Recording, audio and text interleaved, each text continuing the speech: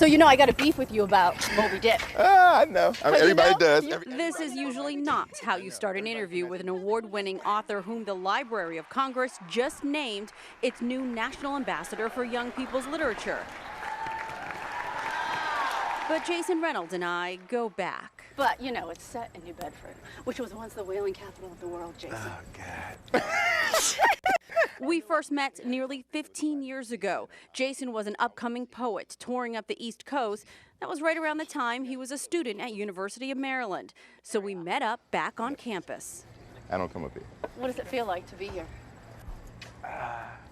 There's some nostalgia. The poetry readings at the Black Cultural Center, the sales of his first poetry books. For 500 books, you flip into $5,000. But Jason was exploring his art off campus too, taking in the scene on DC's U Street.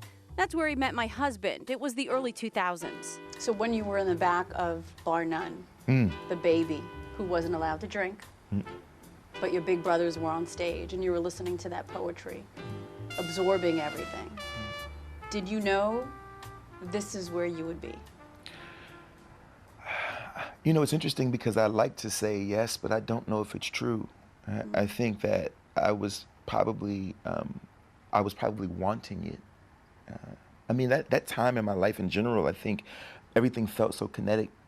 Everything felt so visceral, right? And you were in a space where you were around all these really talented writers and poets and musicians, and creativity was sort of swelling and brimming at this particular time in DC. I don't know you. Don't know your last name, if you got brothers or sisters or mothers or fathers or cousins. Jason Reynolds admits there are far more talented writers, but he was chosen to speak to young people like him who really didn't enjoy reading because the books, like Moby Dick, never spoke to him. He could never see himself. I needed to see the details of my life. I think we really underestimate the value systems that come out of certain communities. I think about, you know, the things my mother taught us as kids about, you know, hey, you know, you make sure your shoes are clean, right? You know, no matter what else is going on, you make sure that your clothes ain't wrinkled and your shoes are clean. This was like a big deal for her. Ma, I got on linen right now, that's why I look like this. Because she's gonna see this and be like, you knew you was going on TV, right? The son of an Oxon Hill teacher, Jason didn't read his first book cover to cover until he was 17. It's hard to believe he wrote his first novel in 2014 because he shot to stardom. Your mission isn't about getting awards or accolades or write-ups. Nope. My mission is when some kid who's 13, 14, 15, 9, 10, 11 sits down and says, I don't like to read. And some teacher or librarian says, here is Ghost. He says kids don't hate books, they hate boredom. So part of making his books exciting and relevant to kids, validate their experiences and speak to them in their own voices. The question of what you want to be when you grow up is actually a question that is dismissive of childhood.